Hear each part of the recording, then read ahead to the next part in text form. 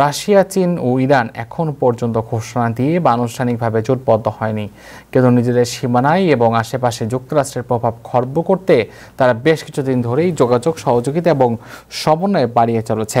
দেশ তিনটির একদিকে যেমন নিজেদের মধ্যে রয়েছে, দ্বিপক্ষীয়ভাবে ঘনিষ্ঠ হচ্ছে, একই সঙ্গে বিভিন্ন গুরুত্বপূর্ণ ভূরাজনৈতিক ইস্যুতে একসুরে কথা বলছে এবং একে অন্যের পেছনে দাঁড়াচ্ছে, নীতির সমন্বয় করছে।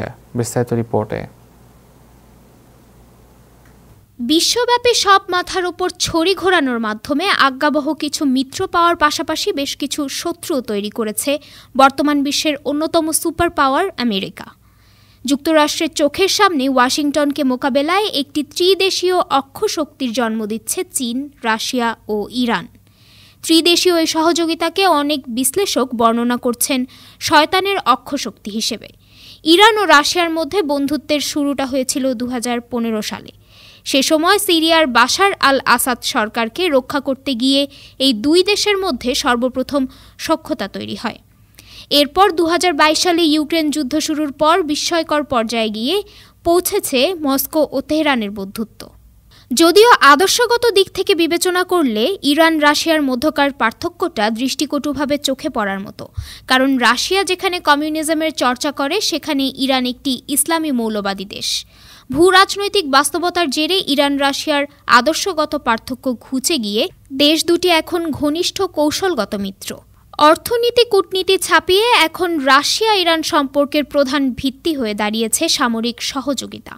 সম্প্রতি মস্কো ও তেহরানের সঙ্গে চোখে পড়ার মতো জোট পাকানো শুরু করেছে বেইজিং। রাশিয়ার সঙ্গে তো আগে থেকেই সখ্যতা ছিল, গত কয়েক বছর ধরে যুক্তরাষ্ট্রের হুমকি অগ্রাহ্য করে প্রকাশ্যে ও গোপনে দুই হাতে ইরানের জ্বালানি তেল কিনেছে চীন। 2021 সালে কৌশলগত সহযোগিতা চুক্তিও করেছে এই দুই দেশ। এর পাশাপাশি ইরানের সঙ্গে এই সহযোগিতা ভবিষ্যতে আরও পোক্ত হবে বলে নিশ্চিত করেছে বেইজিং।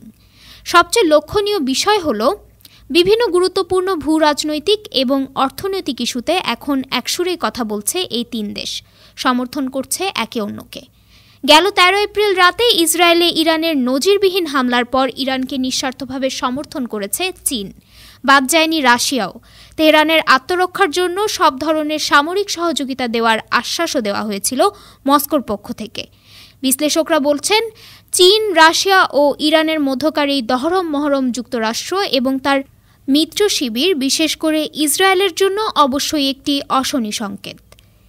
এই ত্রিশক্তির শক্তি এবং আকৃতি যদি বাড়ে এবং তাদের মধ্যে সমন্বয় যদি আরও পোক্ত হয়, তাহলে নিশ্চিতভাবে বিশ্ব ব্যবস্থার একচেটিয়া প্রাধান্য ধরে রাখতে কঠিন সমস্যায় পড়বে America. Desk report, time television, new York.